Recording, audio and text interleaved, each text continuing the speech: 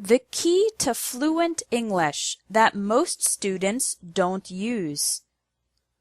If you speak with a lot of pauses and hesitations, but you want to speak fluently and naturally like a native speaker, the secret is learn to think in English. Many English students say, "It's too difficult. I don't know enough English words. I need to think in my native language and translate." However, thinking in your native language and translating results in sentences that don't sound natural in English because the sentence structure is often different in English and your native language.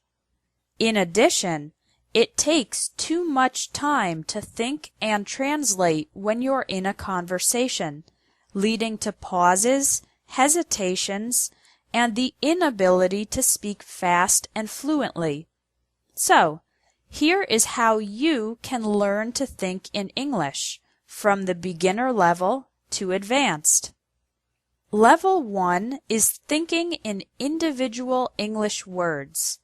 For example, when you wake up in the morning, think of words like bed, toothbrush, bathroom, eat, banana, coffee, clothes, and shoes. Then, when you go to work, think of words like car, job, company, desk, computer, paper, pencil, colleague, and boss. During the day, continue to think of the individual English words for everything you see, hear, and do. Try this exercise right now. Look around you and think of all the English words you can. I'd imagine you can think of at least 10 words. Level 2 is thinking in complete English sentences. On this level, you think in complete phrases and sentences during the day. When you're eating lunch, think, "I'm eating a sandwich. My friend is drinking soda. This restaurant is very good." When you're watching TV, think, "That actress is beautiful. The journalist has black hair. He's talking about politics." It's okay if the sentences are very simple. The most important part is to practice and develop the habit of thinking in complete sentences. Level 3 is functional English. On this level, you imagine having to use English for everything that you need to do. After every time you speak in your native language, think of how you would say that in English. For example, how would you buy a train ticket or order a drink in an English-speaking country? "A round-trip ticket to Central Station, please. Could I have a lemonade with no sugar?" This helps develop your English for real-life situations, even though you are only thinking and not speaking. If during this exercise you don't know how to say something, check your dictionary later.